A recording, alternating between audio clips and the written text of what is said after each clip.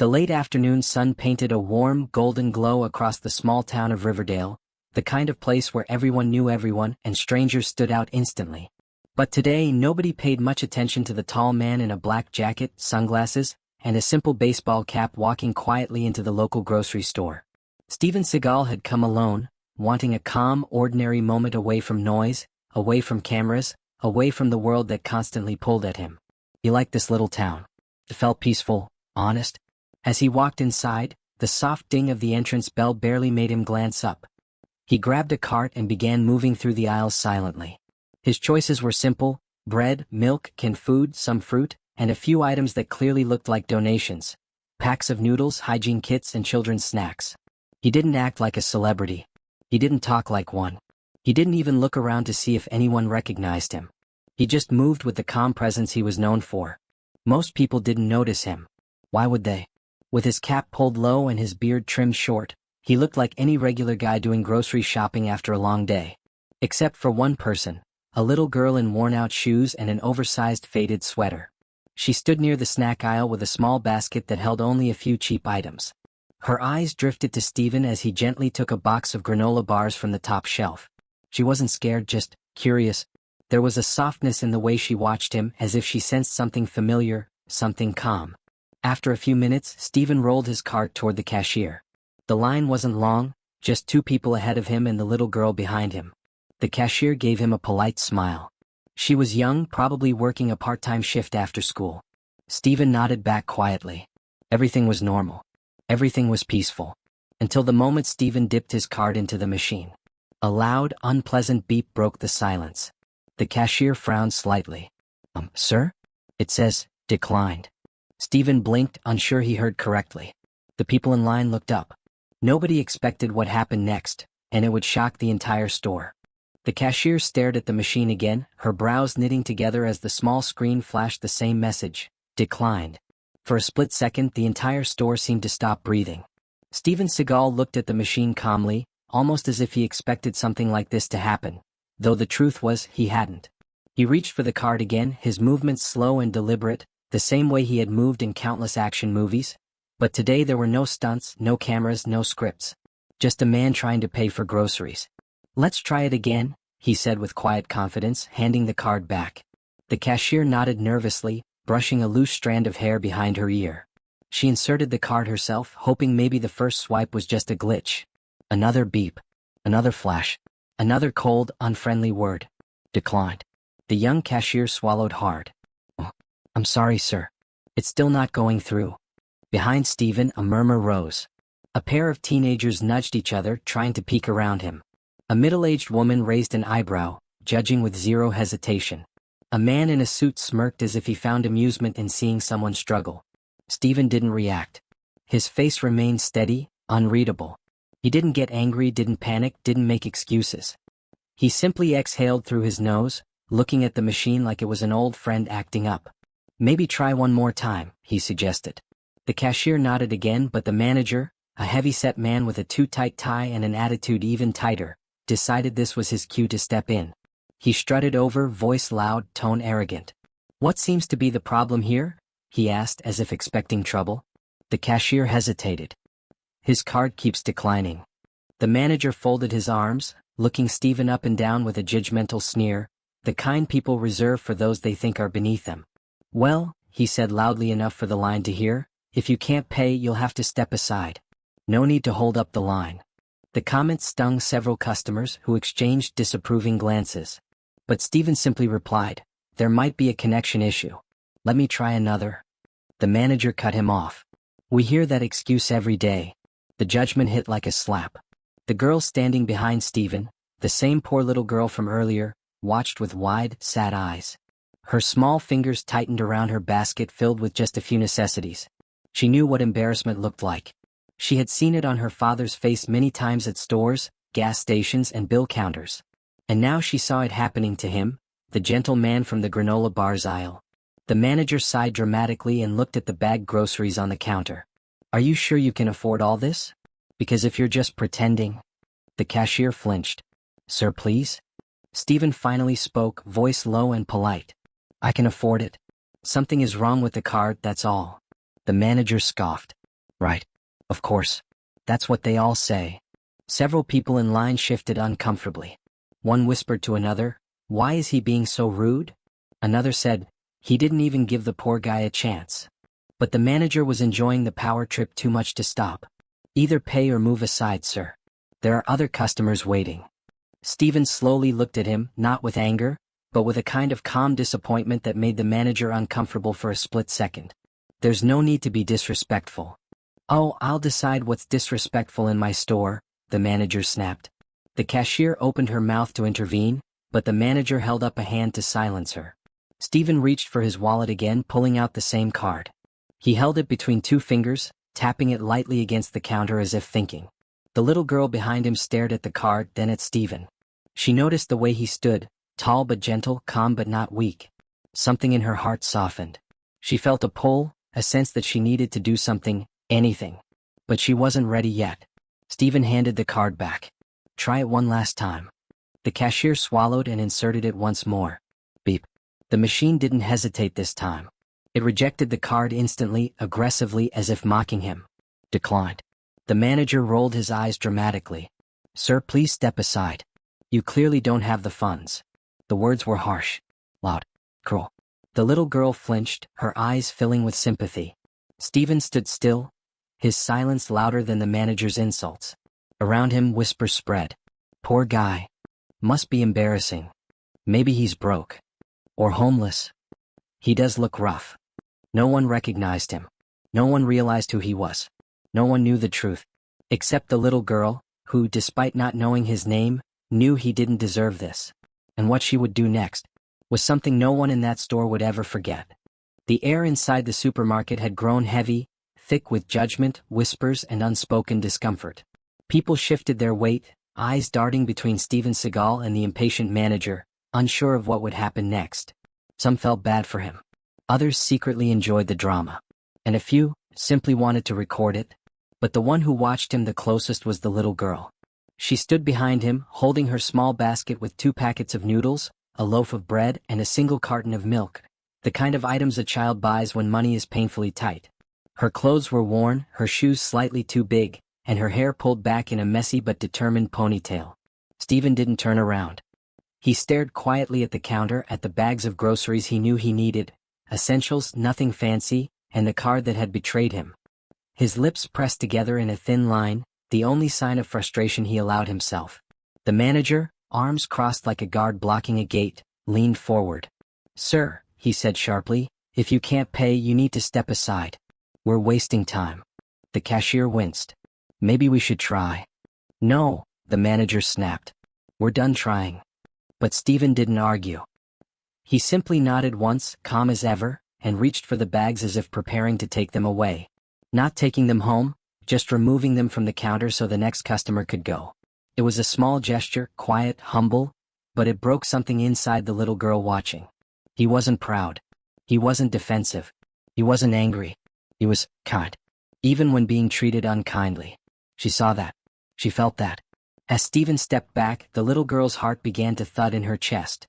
Her small hands trembled and she bit her lip, wrestling with a decision no child should have to make. Because she knew exactly what it felt like. To have a card decline. To be judged. To be made small in front of others. To be treated like you didn't matter. She reached into her pocket, not for money but for courage. "Sir?" she whispered softly. Stephen turned, gentle eyes meeting hers. "Yes." The little girl swallowed. It's okay. It happens to my daddy too." Her voice cracked on the last word. Stephen knelt slightly so he could be eye level with her. "Thank you," he said, with a small smile that carried more warmth than the store's fluorescent lights ever could. "That means more than you know." But the girl wasn't finished. She stepped forward, shaking but brave, and looked at the cashier. "Ma'am," she said, I want to help." The cashier's eyes widened. "Sweetie, what do you mean?" The girl reached slowly into her tiny pink purse, faded, old, and clearly bought from a thrift shop. From it, she pulled out a handful of crumpled bills and coins. Maybe $4 total. Maybe 5 if you counted every penny. The entire line stared. Stephen stood frozen. The manager blinked in disbelief. Even the teenager's smirks faded into shock. The little girl set the money on the counter with a trembling hand. "I want to help him pay." The words hit the store like a wave. Gasp. Silence. A few people even stepped closer, unable to believe what they were witnessing. Stephen felt his throat tighten, a feeling he hadn't experienced in years. He shook his head slowly. No, sweetheart. I can't let you do that. The girl's chin wobbled, but she stood firm. You were nice to me when no one else is. My daddy says you should help good people when you can. It was too much. Too pure. Too powerful. The manager scoffed loudly. That's ridiculous. She can't cover even a fraction of this bill. We're not running a charity here. Stephen's head snapped toward him, the first sign of real anger in his eyes. But before he could speak, someone else did. A man in line shouted, "Hey! Show the girl some respect." Another customer chimed in, "She's doing more kindness right now than you've shown all day." The manager's face reddened, but he didn't reply. The little girl looked back at Stephen, eyes full of sincerity far beyond her age. "Please, just take it. I want to help." Stephen felt something inside him melt, something long buried under years of fame, loneliness, and public scrutiny. He gently placed a hand on her shoulder. "You're very brave," he said, "and very kind." For a moment they just looked at each other, the martial arts legend and the fragile little girl, connected by something deeper than money. The crowd waited. Breath held. The girl whispered, almost pleading, "Please, let me help." And Stephen, moved in a way he never expected to be today, opened his mouth to respond. But before he could, have you ever seen a child show more kindness than adults around them? Comment yes or no, and tell me which country and city you're watching from. Sparkles. What happened next would shake the entire store, and change both of their lives forever. The store was silent, painfully silent. Every pair of eyes stayed locked on the little girl's tiny hand resting on the counter, her small pile of wrinkled dollars and coins still trembling. Steven Seagal looked at her, torn between gratitude and heartbreak, while the customers behind them stared with a mixture of disbelief and admiration. But the manager? He only saw trouble. "All right, that's enough," he snapped. "This is getting ridiculous. Little girl, take your money back. We're not holding up the whole line for this nonsense." The people watching gasped, some even muttered curses under their breath. The cashier shot her boss a horrified look. "Sir," she whispered urgently, "she's just trying to be kind." The manager rolled his eyes. "Kindness doesn't pay bills. Move it along." That was the final straw for the girl. She stepped in front of Stephen protectively, a tiny figure standing bravely before a grown man who towered over her. "You're being mean," she shouted, voice cracking but fierce. The manager raised an eyebrow, annoyed. "Excuse me?" The girl didn't back down. Her little fists clenched at her sides. "He didn't do anything wrong. You're picking on him just because his card didn't work. That's not fair." The crowd murmured in agreement, tension rising. Stephen reached out gently. "Sweetheart, it's all right." "No," she interrupted, shaking her head hard. "It's not all right. My daddy says you should help people when they're sad, and he looks sad." Stephen froze. Sad. He hadn't thought about it like that. He was used to keeping emotions locked away behind that calm, stoic exterior. But the fact that this little girl could see through it, it hit him deeply. The manager scoffed. "This is ridiculous. Sir, I'm asking you again, step aside." Stephen inhaled slowly. The crowd watched him as if he were about to deliver a monologue from one of his films. But his voice was soft when he spoke. "You should never talk to a child that way."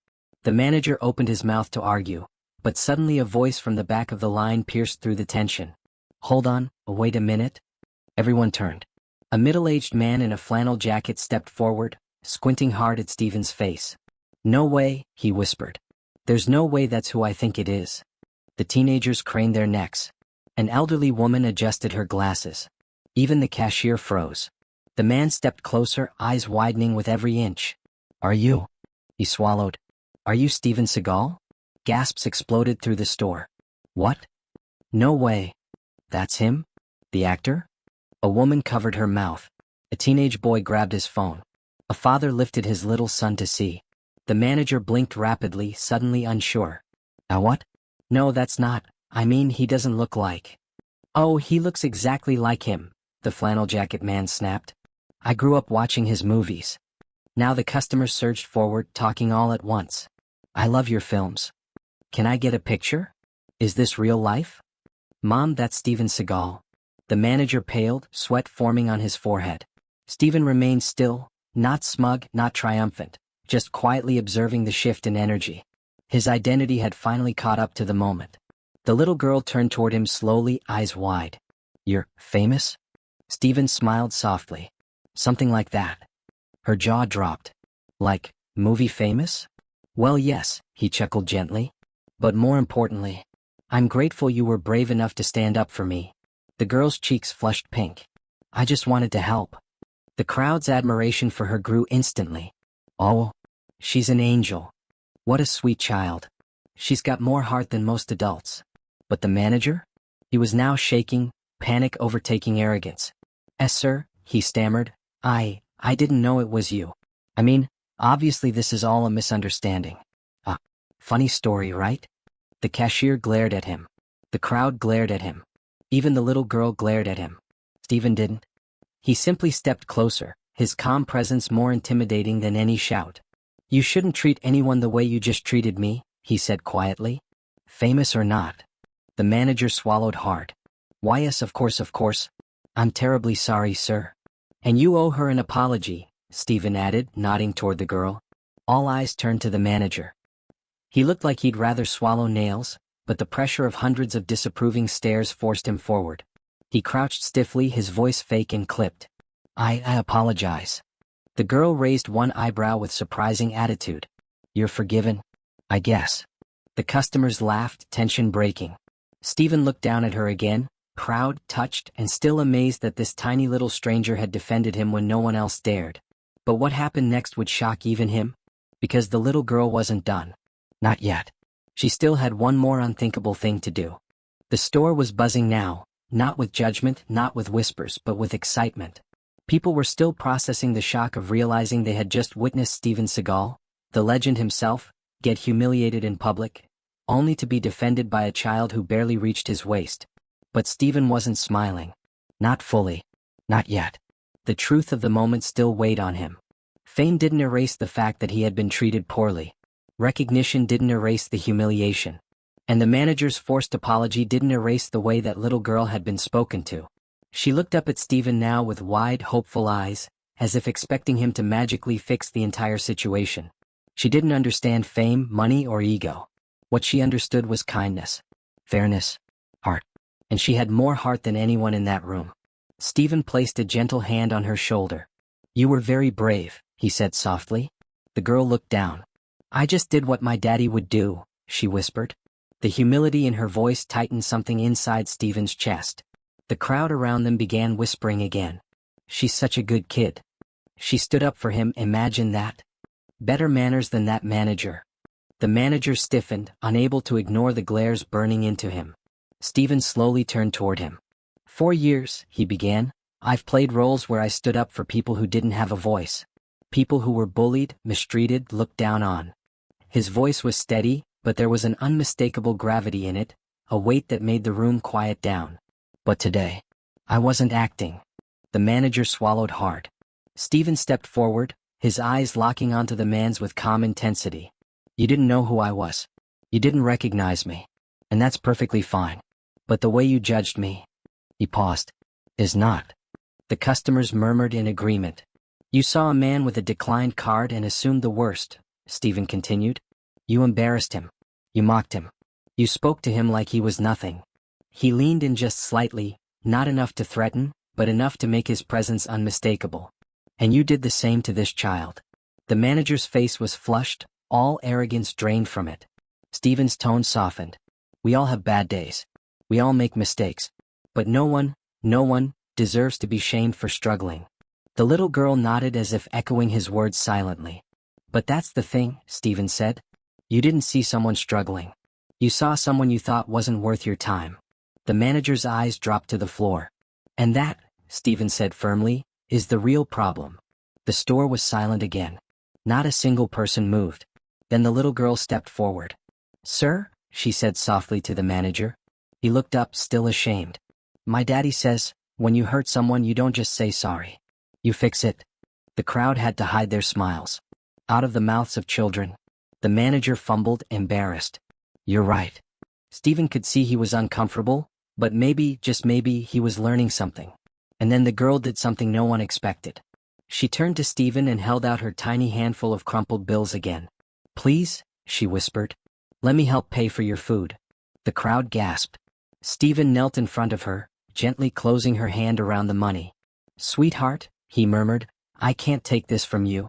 "But I want to," she whispered back. "You were kind to me when no one else is. And maybe someone just needs to be kind to you today." Stephen froze. Because she was right. For all his fame, all his wealth, all his strength, he couldn't remember the last time someone did something for him, not because he was famous but because he was human. He placed both hands on her shoulders. "What's your name?" "Lily," she whispered. "That's a beautiful name," he said softly. "And you have a beautiful heart." The crowd melted at the sight. But then Lily said something that hit Stephen harder than any punch he'd taken on screen. "My daddy says, when you help someone you become the hero." Stephen's eyes softened, glistening just slightly. "Well," Stephen replied gently, "I think you're the real hero today." A collective "ah" moved through the crowd. But the moment wasn't over yet. Because just then, as Stephen stood, as the crowd watched, as Lily looked up with shy pride, Stephen reached for his wallet again. With a calm confidence he hadn't shown earlier, he pulled out a different card. A black, metal, unmistakably elite card. He placed it on the counter. "Let's try this one," he said. The cashier took it with steady hands. And when she slid it into the machine, when the screen blinked, when the beep echoed, something happened that made the entire store erupt. Approved. But what Stephen did after the approval was something no one expected. And it had everything to do with Lily. The moment the screen flashed approved, the entire store erupted in relieved applause, but Stephen didn't smile or boast. He simply exhaled, a quiet breath of calm finally washing over him. The cashier grinned, the crowd cheered, the teenagers fist pumped like they just witnessed a movie scene, and even the elderly woman wiped her eyes. But Lily looked worried. She tugged gently at Stephen's sleeve. "Are you okay now?"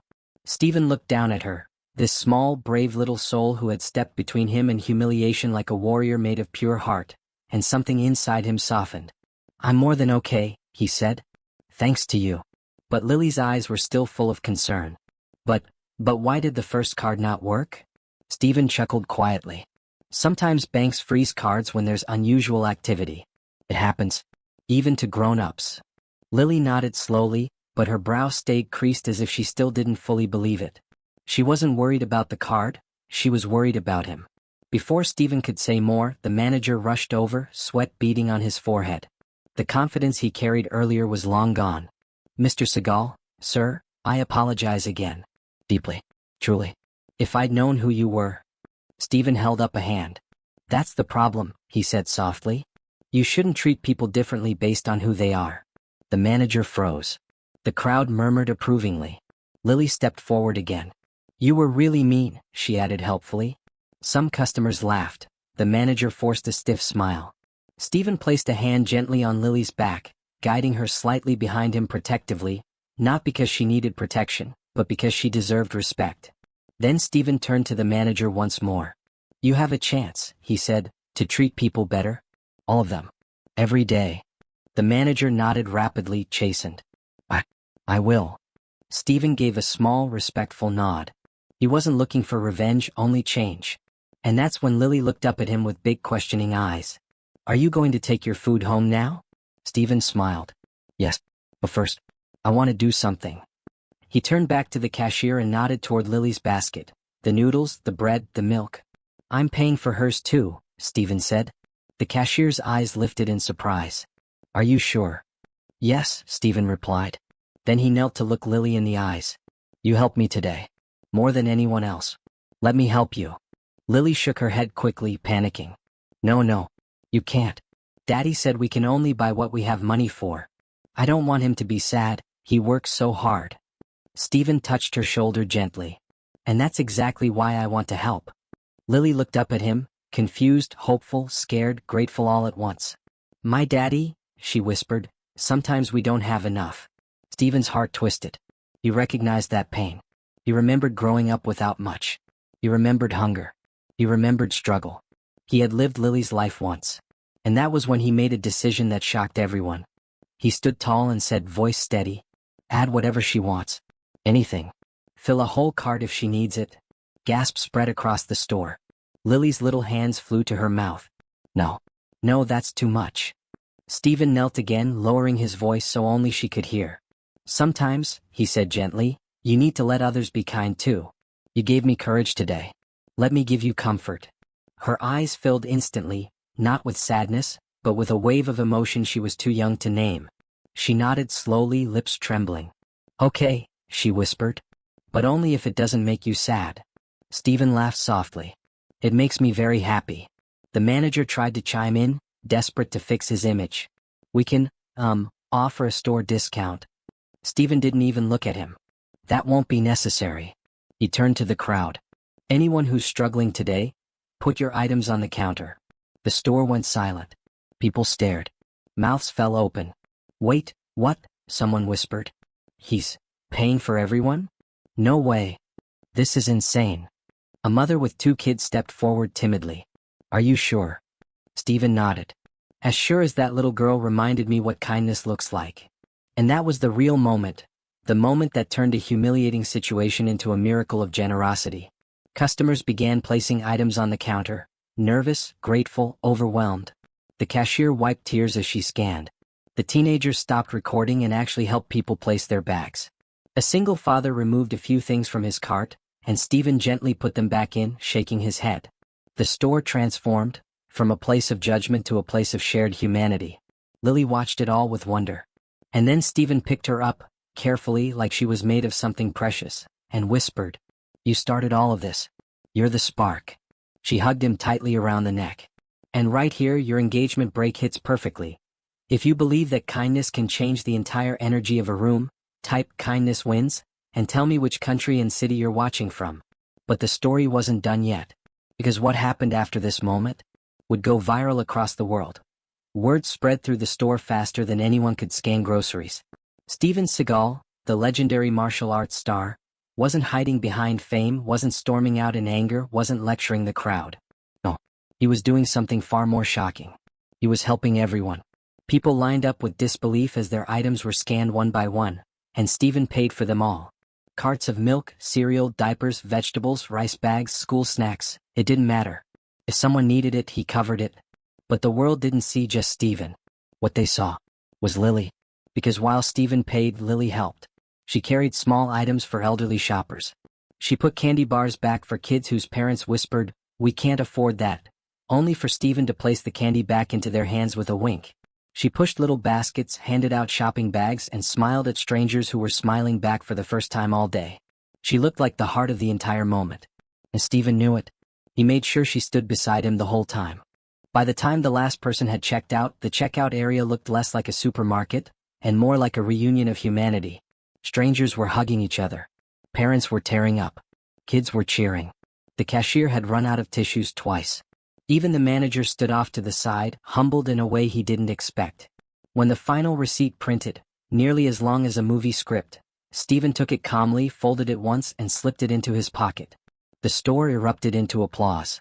Not the loud, wild kind, but the warm, grateful, emotional kind. Stephen held up a hand and the crowd quieted. Today wasn't about a card declining, he began. It wasn't about fame. It wasn't about money. He placed a hand on Lily's head gently. It was about this little girl reminding me, reminding all of us, what kindness looks like. Lily blushed deeply, hiding her face behind her hands as the crowd laughed warmly. Stephen continued, voice steady but full of heart. It doesn't take money to be kind. It takes courage. She didn't know who I was. She didn't know what I could afford. But she stepped up anyway, because she has a good soul. A mother in the back wiped her eyes. A teenage boy whispered, Respect. An elderly man nodded firmly in agreement. So, Stephen said, I hope today makes everyone think twice before judging anyone, especially someone who's struggling. And I hope you remember this little girl, because she showed us all how to be better. The crowd applauded again, louder this time. Lily tugged at his sleeve. Does this mean I'm in a movie now? She whispered hopefully. Stephen chuckled. Maybe one day. The laughter echoed across the store. But the moment wasn't done yet. As Stephen and Lily walked toward the exit, people followed, not crowding, not pushing, but walking like they were part of something sacred. The automatic doors slid open. And that's when everyone stopped. Because outside, a group of people had gathered, phones raised. Someone had streamed the whole thing live. The clip had already started blowing up online. A teenage boy approached Steven breathlessly. "Sir, this is everywhere. TikTok, Instagram, people are sharing it like crazy." Another voice chimed in, "The whole world's watching, man." Steven blinked, not expecting that. Then someone shouted, "Is that the little girl?" Lily hid behind Steven's leg shyly, her cheeks glowing red. But the crowd didn't rush her. They applauded her, soft, gentle claps filled with admiration. A woman stepped forward with tears in her eyes. "Sweetheart, you restored my faith in people today." A man added, "You're the bravest kid I've ever seen." Lily stared up at Steven. "Why are they clapping? For me?" "Because," Steven said softly, "you earned it." To everyone's surprise, the manager walked outside too. But he wasn't angry or defensive. He was changed. He approached Lily slowly, eyes lowered in humility. "You taught me something today," he said, kneeling so he was eye level with her. "I'm sorry for how I treated you. And him. It won't happen again." Lily glanced at Steven, then back at the manager. She nodded once. "It's okay," she said simply. "Just be nicer next time." The crowd laughed in pure delight. The manager smiled, a real one this time, and nodded. "I will." Steven turned to Lily. "Where's your dad?" he asked. "He's at work," she said. "He works double shifts." Steven nodded slowly as if he already knew what he wanted to do. "Then I need to meet him." Lily's eyes widened. "Why?" Steven crouched down to look at her at eye level. "Because any man who raises a girl as brave and kind as you must be a very good man." She beamed proudly. "And besides," Steven added softly, "I want to make sure he knows what you did today." Lily frowned. "Am I in trouble?" Steven laughed gently. "You're in the opposite of trouble." A growing crowd listened silently as he went on. "I want to help your family. Not just with groceries. But for real." Her eyes went round as marbles. "What do you mean?" she whispered. Steven smiled. "I'm going to make sure you never worry about food again. And I'm going to help your dad with whatever he needs. A job, bills, support, whatever it takes." The crowd gasped. Lily blinked, tears forming instantly. You'll help Daddy?" she whispered, voice cracking. "Of course," Steven said softly. "Your kindness deserves to be honored." Lily threw her arms around him, the tightest hug of her life. Steven closed his eyes and hugged her back. In that moment, in the parking lot of an ordinary supermarket, something extraordinary happened. Not because of fame. Not because of money. But because a little girl with a tiny purse and a huge heart changed the world around her. And the world watched. The video of Lily defending Steven, paying with her tiny handful of coins, hugging him as he lifted her into his arms. It all went viral. Millions of people shared it. Celebrities praised her. News stations aired her story. People across continents called her the Little Lionheart. And Steven? He kept his promise. Because heroes aren't always in movies. Sometimes, they're little girls holding crumpled dollar bills, trying to help a stranger they believe in.